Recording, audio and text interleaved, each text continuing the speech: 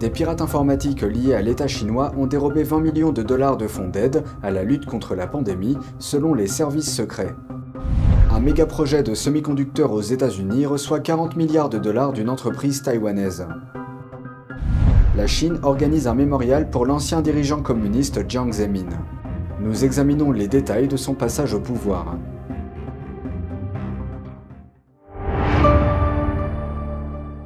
Bienvenue dans Regard sur la Chine. Avant de commencer, je vous informe que le programme Regard sur la Chine sera diffusé sur la nouvelle chaîne Regard sur la Chine NTD à partir de janvier. Je vous invite à cliquer dès maintenant sur le lien en dessous de cette vidéo pour vous abonner. En effet, suite aux élections américaines de 2021, notre chaîne NTD français s'est vue retirer sa monétisation sur YouTube. En d'autres termes, nous ne bénéficions d'aucun revenu depuis cette période. Pour que nous puissions continuer à vous informer dans de bonnes conditions, vous pouvez nous soutenir en vous abonnant et en partageant le lien de la nouvelle chaîne. Merci pour votre attention et j'espère vous retrouver très vite sur la nouvelle chaîne de Regard sur la Chine.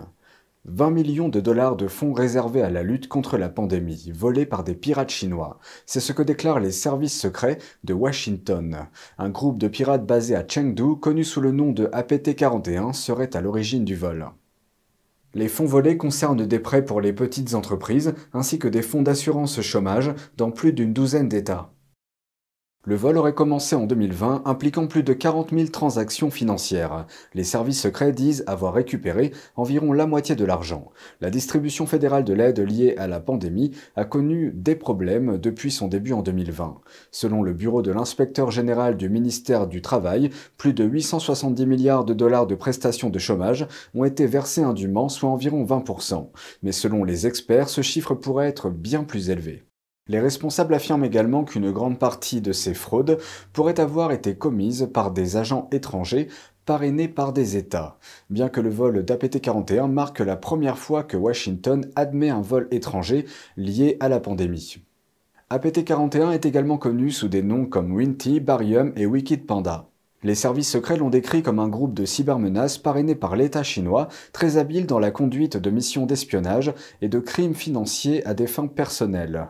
Les autorités pensent que l'objectif principal du groupe est de voler des informations personnelles sur des citoyens et des entreprises et de les transmettre à Pékin. Les responsables de la justice ont inculpé 5 membres du groupe de pirates informatiques en 2019 et 2020. Ils ont été accusés d'avoir espionné plus d'une centaine d'entreprises, comme des sociétés de développement de logiciels, des fournisseurs de télécommunications, des entreprises de réseaux sociaux et des développeurs de jeux vidéo. Alors que la frustration continue de monter à l'encontre de la politique chinoise du zéro Covid-19, des dizaines d'étudiants de la ville de Nanjing, dans l'est de la Chine, se sont rassemblés pour protester lundi soir. Voici la suite. Des vidéos publiées mardi montrent une grande foule d'étudiants de l'université technique de Nanjing sur le campus. Ils scandaient des slogans et demandaient à être autorisés à rentrer chez eux. On peut voir des étudiants se disputer avec les représentants de l'université et crier pour que les dirigeants de l'école se retirent. D'autres vidéos montrent une voiture de police arrivant sur les lieux et des représentants de l'université promettant aux étudiants qu'ils compileraient leurs plaintes dans un dossier.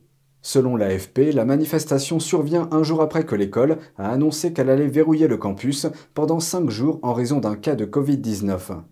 Les universités chinoises ont restreint leurs déplacements pendant des mois en raison des politiques de confinement. Nombre d'entre elles exigent que les étudiants demandent la permission de quitter le campus et interdisent les visiteurs. L'ancien chef du Parti communiste chinois, Jiang Zemin, a été enterré mardi à Pékin. L'actuel dirigeant Xi Jinping a présidé les funérailles. Jiang est décédé mercredi dernier d'une leucémie et d'une défaillance de plusieurs organes à l'âge de 96 ans. Pendant 20 ans, Jiang a dirigé la Chine avec un pouvoir considérable. Mais quel genre de chef était-il ?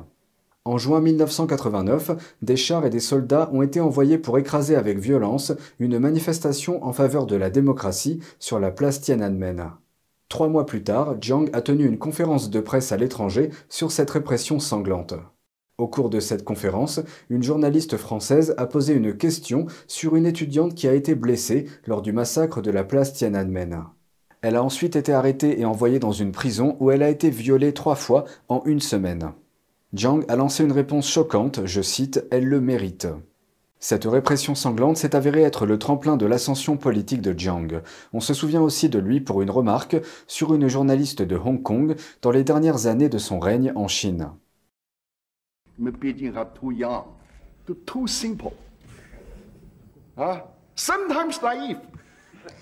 C'est ainsi que Jiang l'a décrite après qu'elle lui a posé une question sur les liens du gouverneur de Hong Kong et le contrôle du Parti communiste chinois.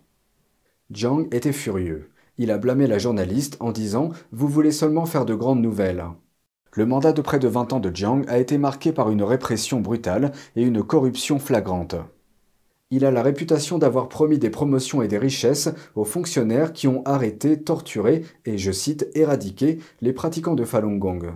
Le Falun Gong est une pratique de méditation spirituelle et a été persécutée en Chine sous la direction de Jiang depuis 1999.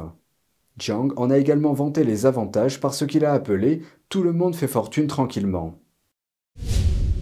Une tragédie commanditée par l'État, d'innombrables vies anéanties. Pendant des décennies, la Chine a imposé la tristement célèbre politique de l'enfant unique. Son bilan continue de hanter le pays longtemps après son abolition. Des experts disent que la brutalité de cette politique a atteint son apogée sous le règne de feu Jiang Zemin, ancien chef du parti. Voici la suite. La Chine, le pays le plus peuplé du monde, est confrontée à une crise démographique sans précédent, une société qui vieillit rapidement et une population active qui diminue. Le coupable, un plan de contrôle de la population désastreux, connu sous le nom de planification familiale ou politique de l'enfant unique. Officiellement mise en place en 1979, cette initiative obligeait les familles à ne pas donner naissance à plus d'un enfant. Les contrevenants s'exposaient à de lourdes amendes et à la stérilisation forcée. En 2013, plus de 300 millions d'avortements forcés avaient eu lieu en Chine. La politique de l'enfant unique a été la plus draconienne sous Jiang Zemin, lorsque certaines des tactiques sans cœur et déshumanisantes ont été le plus souvent mises en œuvre. L'avocat des droits de l'homme Chen Guangcheng a rappelé l'application barbare de la loi par le PCC dans sa ville natale du Shandong. C'est sous le règne de Jiang Zemin que le Parti communiste a été le plus frénétique en renforçant la politique de l'enfant unique. Surtout dans les années 90, le parti a envoyé des escouades locales dans les villages. Toute personne surprise avec des enfants supplémentaires était immédiatement torturée et battue. Par exemple, pour les familles ayant déjà donné naissance à des enfants supplémentaires, il fixait un délai pour des amendes de 3 000, 2 000 ou 5 000 yuan, soit quelques centaines d'euros, qui devaient être payés dans l'heure. S'ils ne payaient pas, ils étaient battus et étaient toujours tenus de payer par la suite. En plus de cela, la censure des médias a atteint un niveau record. Chen a révélé qu'en 1992, lorsque Jiang Zemin était au pouvoir, le département central de la propagande a émis un ordre interdisant à tous les médias de rendre compte des violations des droits de l'homme liées à la politique de l'enfant unique. Y compris les décès liés à cette politique. L'ordre est resté en place jusqu'en 2005. Dans le même temps, l'intégrité du système de plainte était mise à mal. Le Parti communiste chinois a donné des ordres à la police, aux procureurs et aux tribunaux, leur interdisant d'intervenir lorsque le comité du parti imposait un contrôle violent des naissances. Quand ces problèmes étaient signalés, aucune police n'était envoyée, ils n'étaient pas présentés devant les tribunaux, et aucune plainte n'était acceptée par le bureau du procureur. Pékin est passé à une politique de 2 enfants en 2016, puis à une politique de 3 enfants en 2019. Mais le taux de natalité s'est effondré 5 années de suite. En 2021, il n'y avait qu'environ 7 naissances pour 1000 personnes en Chine. Ce taux de natalité est en dessous du taux de mortalité du pays, un creux sismique depuis que le parti a pris le pouvoir en 1949. Il y a d'autres conséquences, un déséquilibre entre les sexes, une population vieillissante et des pénuries de main-d'œuvre. Chen a souligné ce qu'il considère comme l'effet le plus dévastateur de la politique de l'enfant unique. Elle a bouleversé la philosophie traditionnelle chinoise qui consiste à chérir la vie humaine. En outre, les gens sont devenus insensibles aux effusions de sang et à la mort. Joe Biden célèbre un méga-projet de semi-conducteurs aux États-Unis en visitant une nouvelle usine en Arizona. Le fabricant taïwanais de micropuces TSMC porte son investissement dans l'usine à 40 milliards de dollars. Certains considèrent l'investissement de 40 milliards de dollars du fabricant de puces taïwanais comme une victoire pour la politique américaine en matière de production de semi-conducteurs. Au début de la présidence de Biden, les problèmes de chaîne d'approvisionnement ont perturbé l'économie américaine. Biden n'a pas visité TSMC seul. Il était accompagné du PDG d'Apple, Tim Cook, du fondateur de TSMC, Maurice Chang, et des dirigeants de plusieurs fabricants de puces. Ils ont assisté à une cérémonie, un mouvement symbolique du premier équipement dans la nouvelle usine. L'usine devrait être opérationnelle en 2024. TSMC est le plus grand fabricant de puces au monde et un fournisseur majeur de fabricants de matériel informatique tels qu'Apple et Nvidia. TSMC a indiqué qu'elle allait construire une deuxième usine à proximité qui devrait produire des puces N3 d'ici 2026. Ce modèle est la puce la plus avancée au monde, pouvant actuellement être produite en masse.